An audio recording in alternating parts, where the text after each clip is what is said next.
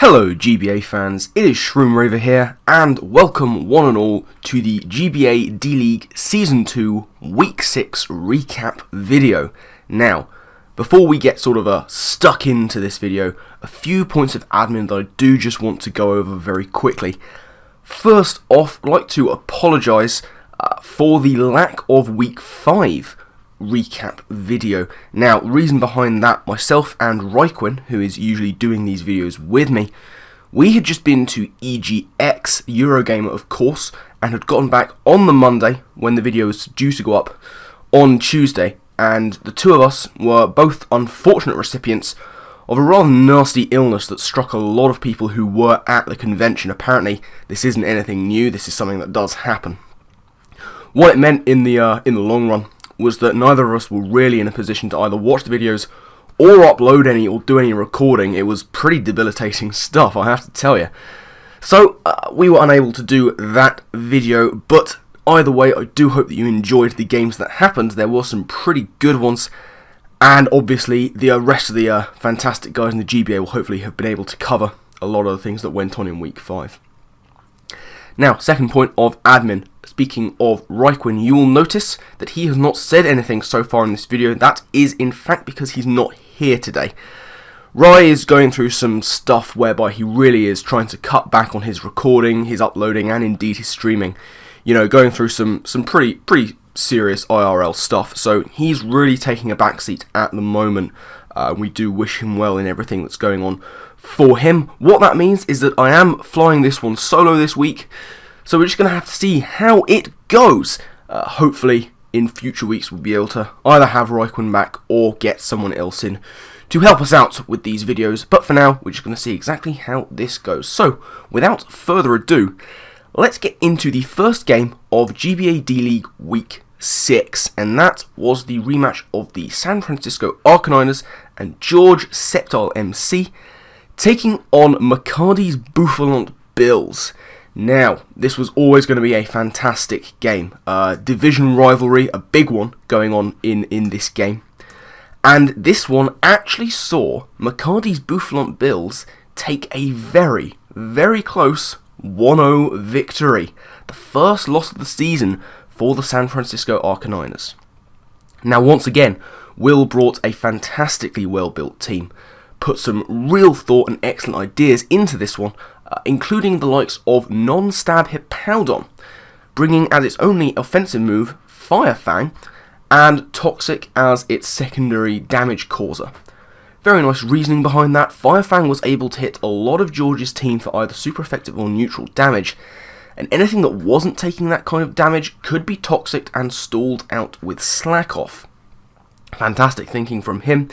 He also did not bring Excadrill's Rapid Spin. He brought Excadrill, but no Rapid Spin on it. He said in his Team Builder video he knew that George would try and stop the Rapid Spin on Excadrill. Septile MC is a very good player like that, and he will have contingency. So he just thought, you know what, don't bring it at all. Ignore the fact that there could be hazards on his side of the field, just bring all out power. Speaking of all out power, we saw the ever so popular Unstabbed Dragon coverage, Outrage Exploud. Excellent thinking on his part. It was obviously a very situational thing in case the Gudra was brought specially defensively. He said that he knew that Outrage was a situational option, so he still ran a minus attack nature and prioritised the bulk that he knew he would need on his Exploud. So very nice thinking for him. On George's side, he prepped for a very defensive team. You know, he said that he was worried when he saw the team that he had prepped for the wrong thing, because Maccabi wasn't bringing those two big wars that he's been very, very reliant on, I think we would say, a little bit. You know, he's used Umbreon and Dusclops very well indeed. I'm loath to say he's reliant on them, but he's used them as a bit of a leaning post. They've done very well for him, and they've been very, very dependent. Reliable? That's the word I'm looking for. So he's been able to rely on them a lot, but he didn't bring them. George thought he would possibly, and he prepped for a defensive team with the likes of Sub Landorus. Also getting nice synergy going with Seismitoad and Gudra. Gudra, of course, with the ability to have that Sap Sipper. Unfortunately, this time it was not Sap Sipper, I believe it was in fact Gooey. So, moving on to the game, and we saw very early signs of encouragement on McCarty's side. He got the very early advantage. He defeated George's Seismitoad turn 2. We saw that Seismitoad versus Exploud matchup. Exploud just able to go for those big old boom bursts and take out the Seismitoad by turn 2. What that meant, no rocks on McCarty's side, and that could well come in crucial in the later stages of the game. We saw McCarty doing a bit of over-predicting sometimes, and George generally making a lot of safe plays throughout the game. Obviously, this was going to be a very tentative one. We've got the two leaders two of the leaders of their various divisions, both very high ranked in the yellow division at the time of this game. And yeah, we saw McCarty doing a little bit of over-predicting. We saw an Azelf versus Landorus matchup, which McCarty should have been able to win, but unfortunately he was not able to do it. Saw that Azelf, which is very, very big player for McCarty, we saw that Azelf go down. However, this entire turn with Azelf versus Landorus and the subsequent moves were absolutely pivotal for the game, because as soon as Azelf went down to the Landorus, McCarty was able to bring in his Crobat and revenge kill the Landorus. Now this was, as I said, a pivotal moment, because in that one fell swoop, George loses his win condition. And he said in his video that he could have prevented this because he was packing Healing Wish on Shaman. If he had Healing Wished into Landorus, he could well have won, because he had enough damage on McCarty's Mons by then, to the point where Landorus would have been able, possibly, to maybe get a sub-up, and even if not, could have swept with the 3 moves it did have. But in the end, it did come down to a 1-0 victory for the Bills, as I said. George losing a couple of those very valuable Mons, making safe plays overall that sometimes didn't quite work out for him, and just an excellent use of Crobat by McCarty, coming through with 4 KOs for the match, taking itself out, I believe, to a recall damage in the end. But really good use of a mainly specially bulky Crobat with some speed investment. A very well played game by McCarty and the Bills, serving the San Francisco Arcaniners their first defeat of the season. So, with that, we're going to move on to the second game of the week, which saw the Seattle Staraptors, of course coached by Gearhart, taking on the Houston Gastros, coached by M&J TV.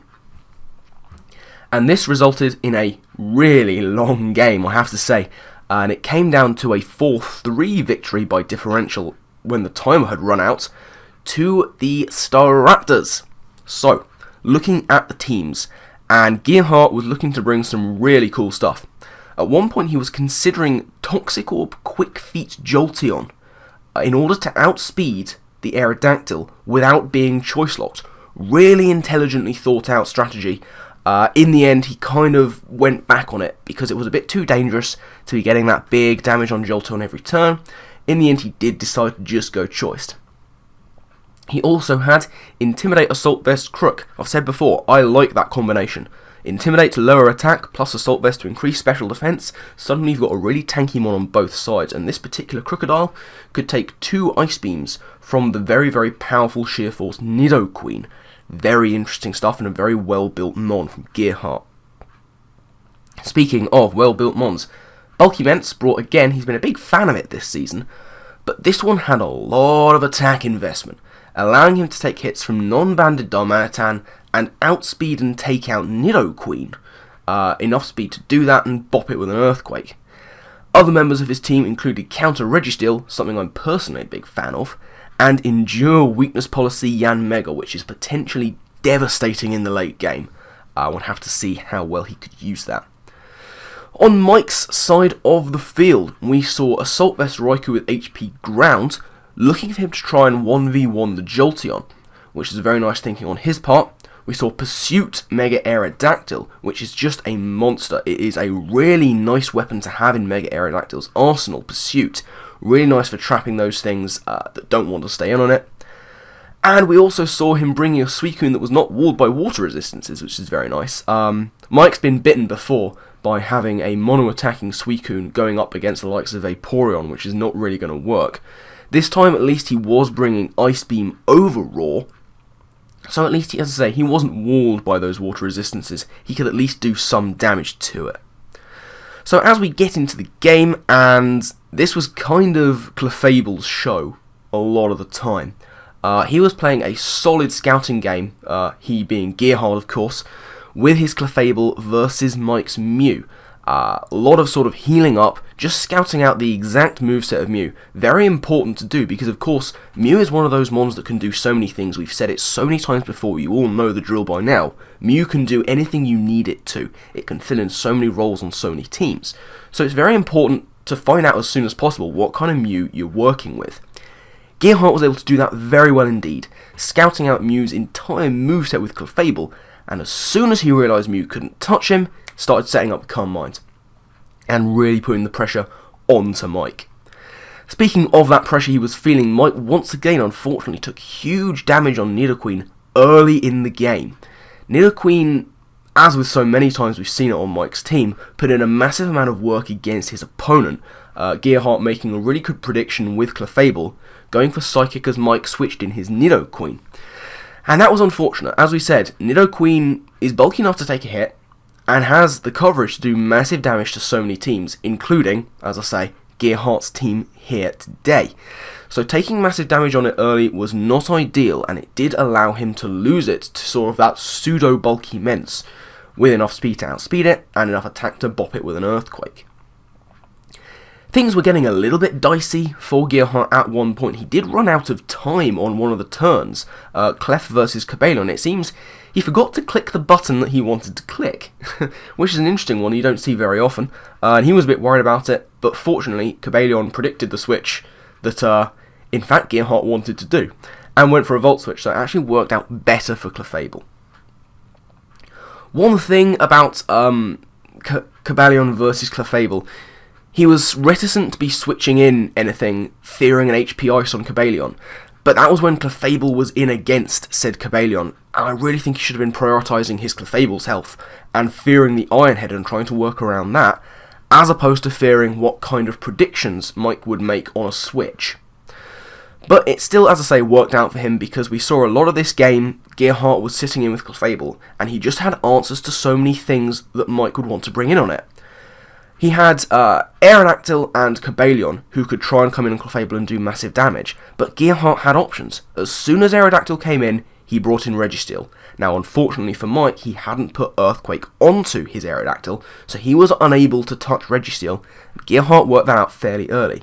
Same situation with Salamence for Cobalion. As soon as Cobalion came in came Mence for Gearhart, who had worked out Cobalion did not have the Hidden Power Ice, and therefore, after an Intimidate drop, really couldn't touch him. However, it did start to look, again, a bit dicey for Gearhart after he let Clefable and Registeel take consistent damage in the mid to end game, which was looking a bit unfortunate. It looked like he could have tried to keep, certainly Clefable, at a lot better health, and it looked like Mike might be able to turn this game around. Then came a few really, really crucial moves. Suicune comes in on the Salamence. Mike knows that with his investment, and knowing that this Mence is more of a defensive build, he can take two Outrages from the Salamence. However, after taking the first one very nicely, and looking to power up a big old rest, the Outrage crits, and takes out the Suicune, who was going for rest. That was a massive moment in the game, because if Suicune had got back to full, been able to fire off those Sleep Talk Ice Beams, suddenly the Mence is gone, and suddenly Gearhart is going to be scrambling.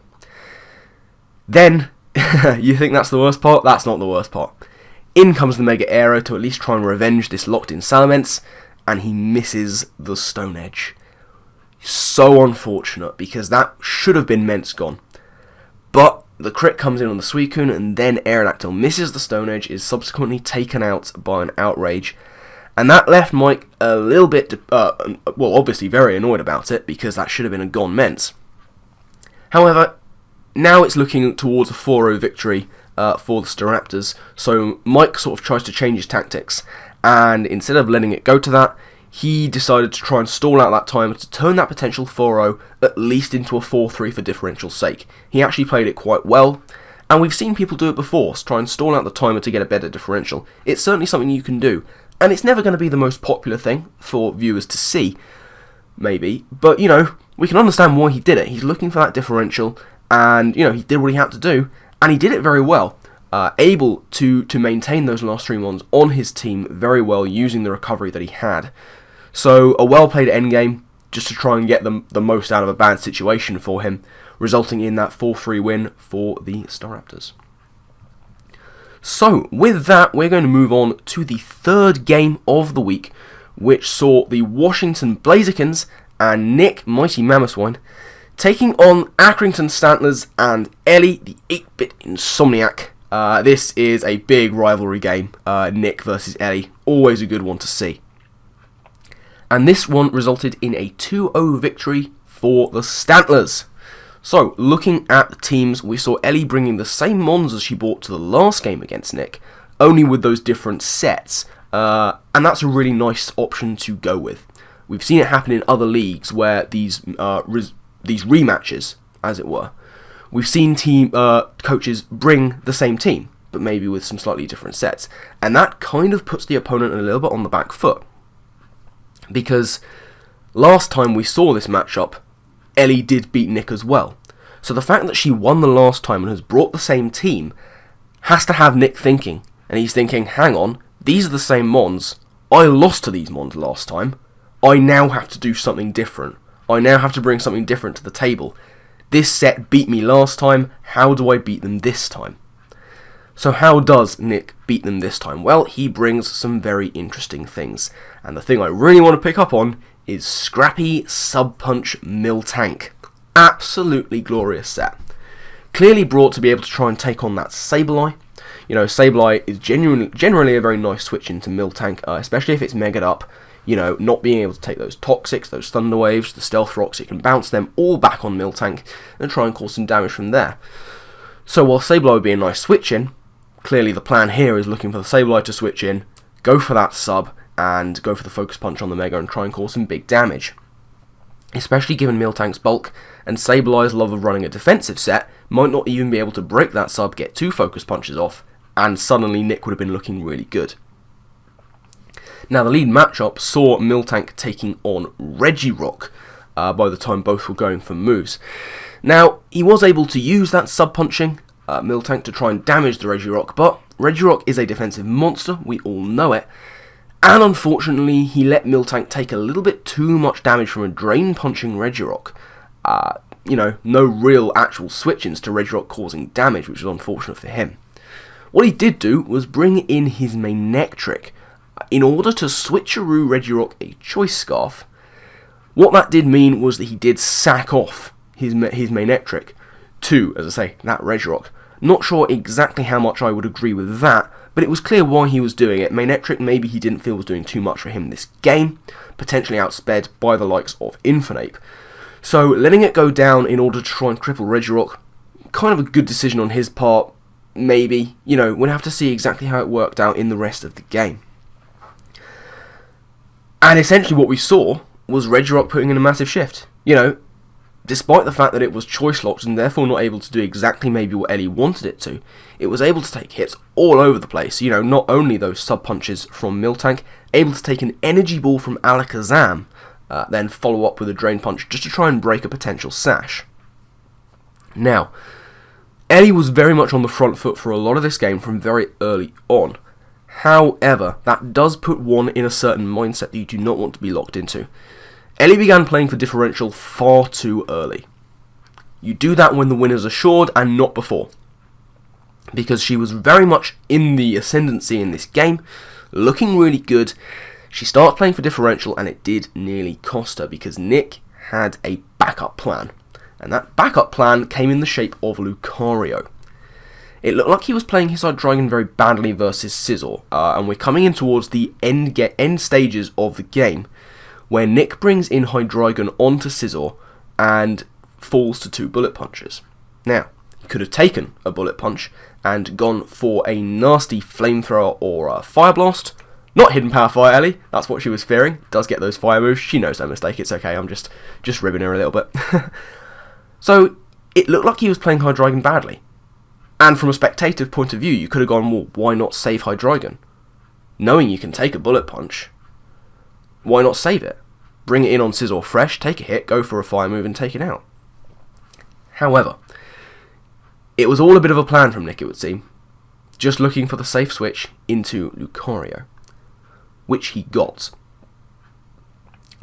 And then he was able to set up Swords Dances, which was really, really scary for Ellie. And she started to panic a little bit. You know, she switched Latias into Lucario from the U-turn from her Scizor, and it kind of just got bopped by a +2 hit from Lucario, which was terrifying for her. What it did show her was that this was Life Orb Swords Dance Lucario. Terrifying in and of itself, but it meant it wasn't Lumberry. What that means is Ellie brings in Sableye and goes for the clutch Prankster Will-O-Wisp and landed it. Very, very nice indeed. Able to get that Will-O-Wisp off, and that very much saved her skin.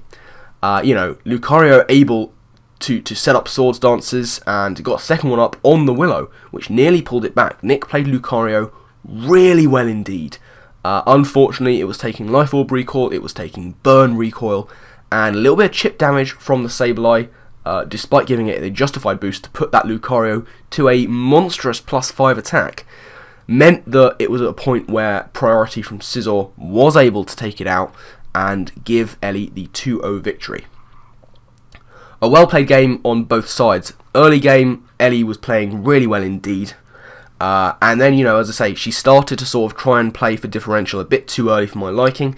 Nick was able to play his Lucario incredibly well, put in a massive amount of work with it, nearly pulled the game back.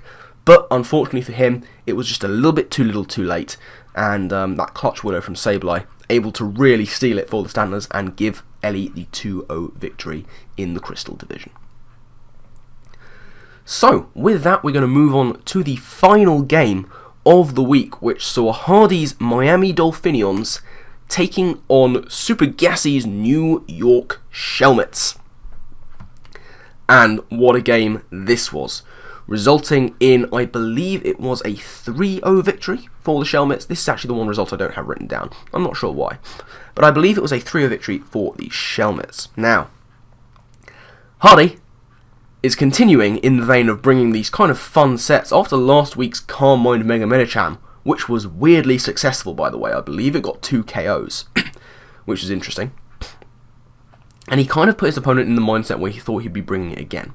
He didn't. He actually brought a fully 4 physical offensive move Mega Medicham with a high jump kick and the 3 elemental punches.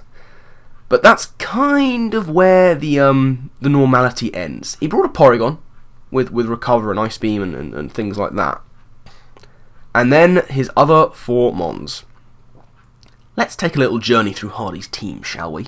We had Special Expert Belt Archeops. That's actually fairly, you know, I wouldn't say it's a normal set, but it's a very workable one. Easy to forget that Archeops has very, very high special attack as well. It's certainly over 100, I think it might be 110.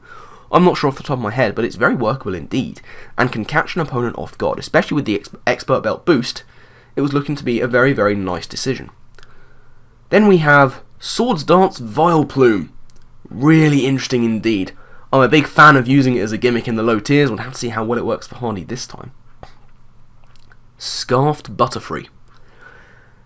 Very interesting. 3 special attacks and U-turn, and this was going to be his lead. You know, fair play to him. Bring the Scarfed Butterfree. Very interesting decision. And then Physical Sylveon with Secret Power and Quick Attack.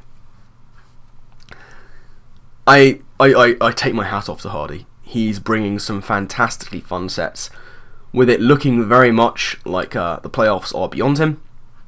He's bringing these fun sets, which serve a couple of purposes. Very entertaining to watch, especially if they work, and they really tend to throw the opponent off guard. Speaking of the opponent, Gassy was looking to use Weavile against its former coach, bringing it against Hardy. Nice speed creeping on the fast mons. He was bringing some solid sets all around, and looking to really take it to Hardy's special sets that he was bringing. So, Gassy was looking to take advantage of an early T-Wave onto Fortress for a powered up Gyro Ball.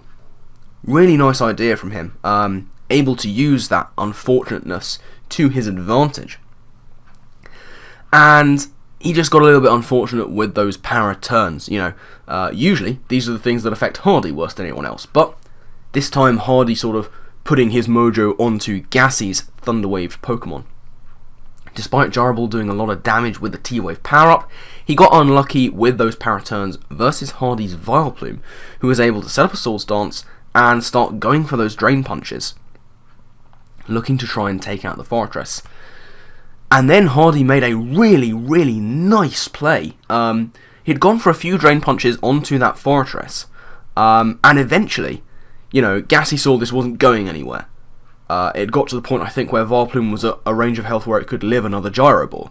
So, he decides, go for the switch into Garchomp, and try and work from there, get some rough skin damage, and as I say, work from there. But Hardy makes the play. He knows that the switch is coming, and on the switch into Garchomp, he goes for Sleep Powder. Excellent play by Hardy. Going for Seed Bombs, and with the +2 that he had from Swords Dance, Seed Bomb was able to 2-hit KO the Garchomp, and also had the dual benefit of not activating Rough Skin. Very nice for Hardy indeed. So Swords Dance Vileplume KOs a Garchomp. You know what else happens? Special Archeops KOs the Blade. Very interesting. Archeops is brought in to try and revenge the Tornadus Therian on the Shelmet's side. And he brings in Blade, which is a perfectly serviceable switch. If this Archeops is choice to going for Stone Edge, Blade is going to take nothing. It can then set up and go for whatever it wants. Archeops goes for Ancient Power onto the Tornadus. And Gassie's sitting there like, what? What is happening? I don't understand. Fair response. So he's going into Blade and he's trying to see, I guess, what this Archeops can do, and if it's choiced, he can still set up. It may be a weird Archeops, but it's still going for a Rock type move. And then from nowhere, he pulls the Heat Wave and just KOs Blade. So actually, Hardy was looking really good in the early game, and then it kind of fell apart. Switch a non-Megad Medicham into a paralysed Fortress's Gyro Ball, which caused enormous damage. Now, he was able to revenge and take out the Fortress with a well-timed Fire Punch, but then in came the Reuniclus. And Hardy kind of let Reuniclus set up. It was unfortunate, because Hardy was looking really good, and was looking to try and take his first win of the season. Unfortunately, it didn't work out for him, and he let Reuniclus set up those Calm Minds. Now, he was getting it to the point where he knew his opponent would use Recover, and, get Reuniclus back up to health. He didn't act on it. At the point where he saw it setting up, it should have been straight into the one that he thought could try and cause most damage. I'd have liked to see him switch into Butterfree, try and go for Bug Buzzes, see exactly what he could do with it, and try and get as much damage as possible before maybe going back into Medicham when it was a lower range of health. He sees the Recover coming, he doesn't act on it. Instead, he's fishing for a 10% status chance with Thunder Punch, which is not something you want to be relying on. But he saw it as his only option. It didn't work out for him, and he allowed Reuniclus to set up Calm Minds and eventually go for the big sweep and get 4 KOs, I believe, in the game. So that resulted in what I think, as I say, was a 3-0 victory for the Shelmets. It might be less, I'm not quite sure on that. But it was a very, very fun game to watch. We saw Hardy using his gimmicks, but still playing well for the most part. He was making good plays, his sets caught Super Gassie off guard, and until the end game, it was actually looking good for him to try and take his first win. Unfortunately, as we say, letting the Reuniclus set up was a mistake. He didn't take contingency plans against it, and Reuniclus was able to get the late game counter sweep, gifting Shelmets the victory. So, that concludes our summation of the games happening in Week 6. So, let's take a look and see exactly how that has affected the MVP race. And, well, we've got some interesting statistics going on here for you today. Because sitting at number 1 in this table is none other than Reuniclus. Reuniclus of Gassie's Shelmets, after that big sweep at the end of the game against the Dolphinions, is now sitting at a KD of 9-0, giving it that +9 differential. Reuniclus is a fantastic mon. It's very easy to sleep on it because it's a bit lower tier, if we're going by sort of tiering ranks. But it's massively powerful. It has the ability to set up, recover, and go for the likes of Trick Room to make it even quicker, or rather, to reverse its slowness, I think we would say. And Gassie's using it incredibly well, you know. We're 6 games deep, it's sitting at 9-0. Really, really well played Reuniclus. And a well played Reuniclus is very dangerous. Gassie's been doing that. At number 2, we have Zapdos of Sceptile MC's San Francisco Arcaniners, sitting at 7-0, another one yet to go down. We've made that mistake in the past as to whether Zapdos has gone down or not in any of the games. Turns out it hasn't, so hopefully from now on we'll be able to get that right.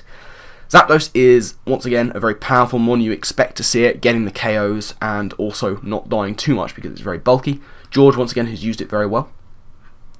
And in third on your screen, you'll be able to see Scizor of Eddie's Accrington Stantlers, sitting at a differential of 8 and 2, giving it +6 so far.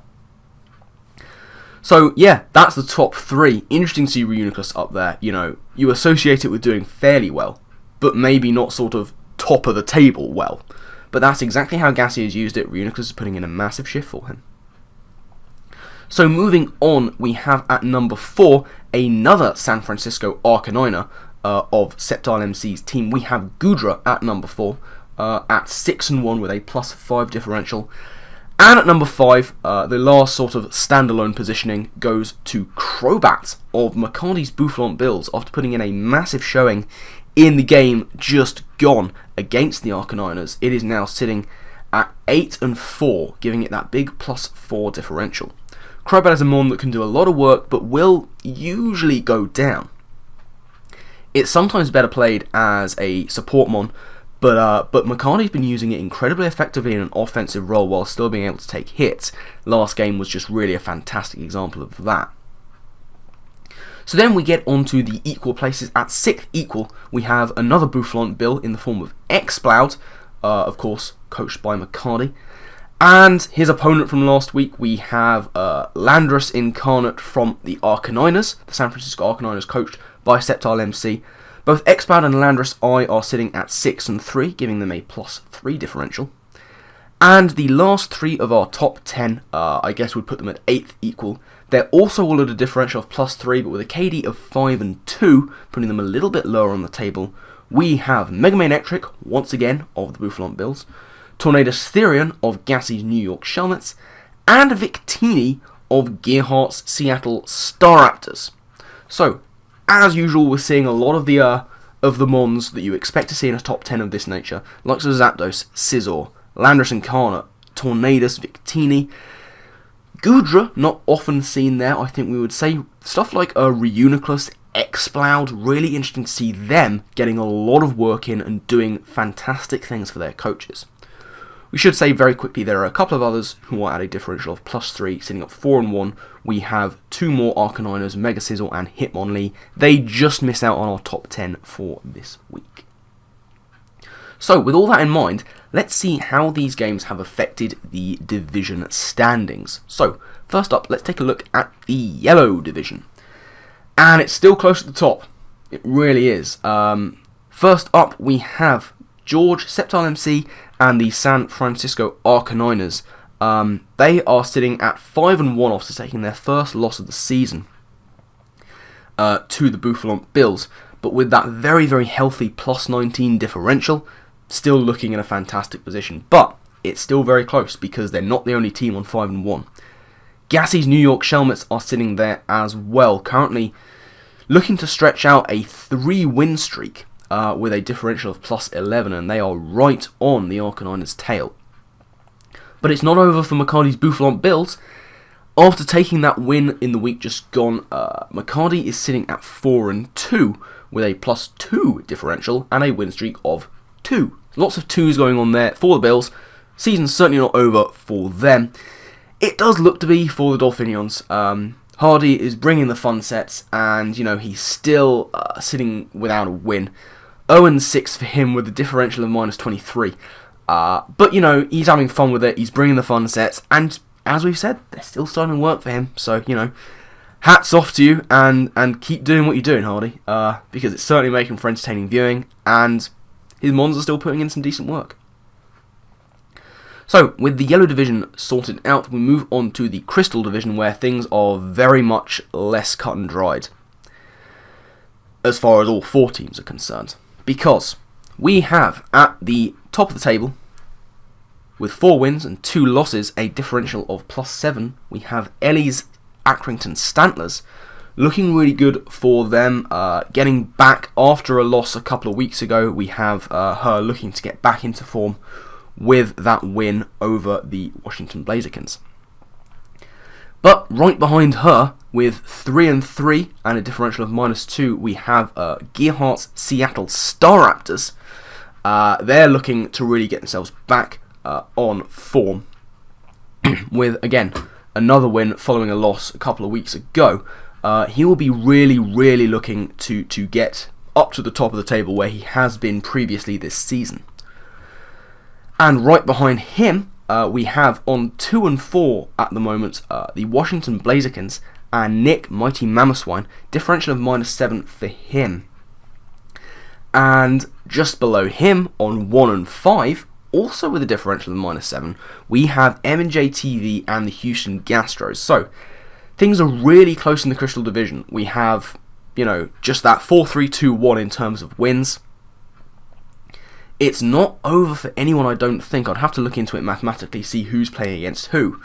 But certainly, on the face of it, it doesn't look like it's over for anyone in Crystal Division. So that is going to make Week 7 very interesting indeed. So, with that in mind, let's take a look at the Week 7 matchups and see who we think might be looking to take the victory. So, first match to talk about is going to be the San Francisco Arcaniners and Septile MC taking on the New York Shelmets and Super Gassy. Now, the last time these two teams met resulted in a massive 5-0 victory for the Arcaniners. In that game, George did get a bit of an error with one of his Gend Mons, the Landorus Incarnate, coming with Earthquake instead of Earth Power, I believe. Now, he Gend wrong in the last time these two teams met. He will not be doing that a second time. Absolutely. And after taking his first loss of the season, he will want to get back on track. So I think he will really be bringing his A game. Which means that the New York Shelmets need to be prepared and kind of need to take it a step up. This is still going to be a massive game. Both teams are sitting at 5-1. This is for supremacy in the yellow division. Is it time for manual rain from the Shelmets? I'm not sure. If he brings it, he gives himself a little bit of an advantage, but, the Arcaniners will be prepared for this. George will have contingency if he does. How do we see this going? I think that George is going to be really hungry to assert his dominance once again in this league. In this division, I should say. So I'm going to put this at a 2-0 to the Arcaniners. But if the Shelmets bring rain, really anything could happen. It's going to be tough. We'll have to see exactly how this one goes. So the second game, we are going to see the other two yellow divisioners taking on each other. The Boufflant Bills versus the Miami Dolphinions.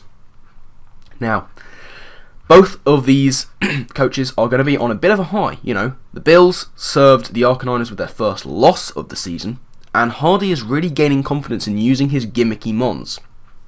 However, McCarty is one of the best team builders in this league. He will not be as caught off guard as maybe Hardy's last opponent was. So, I'm looking at this one to be a fairly comfortable victory for the Bills. I would say a 3-0, maybe more. I think he'll be prepared for some of the weird things that Hardy brings. So Hardy's going to have to get a bit weirder to try and take on, as I said, one of the best builders in the league. And only a time will tell if he's able to do that. Last time we saw this end in a 5-3 on timer. This time I think it'll be more decisive for the Bills. So third game, we're going to see Ellie and the Accrington Stantlers taking on Gearhart's Seattle Star Raptors. Last time we saw a 2-0 victory for the Stantlers in this matchup, but Gearhart does look to be trying new things.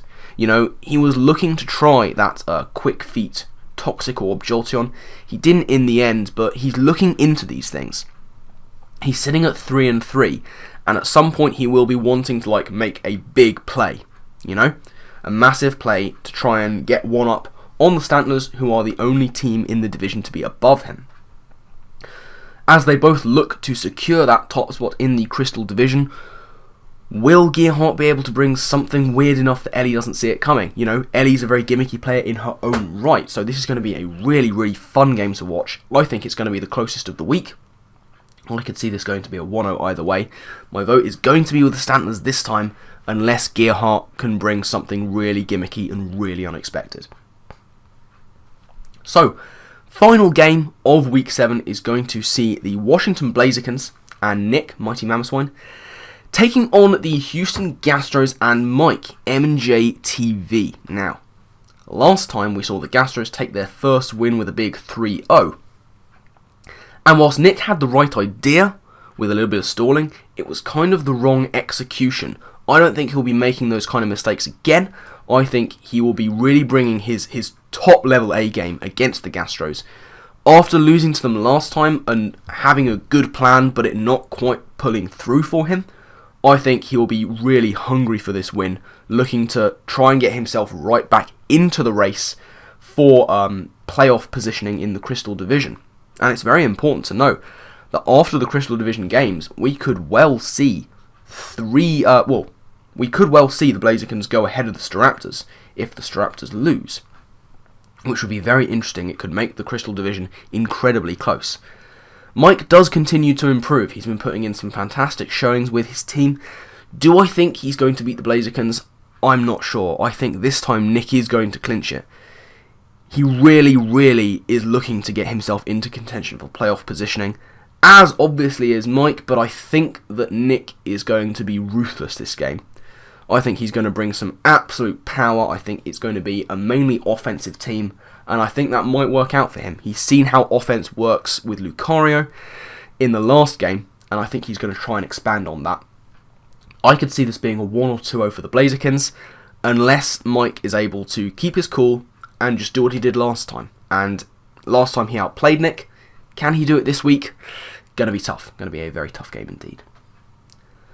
So, that is going to be pretty much it from this installment of the GBA D-League Season 2 recaps, this time of course for Week 6.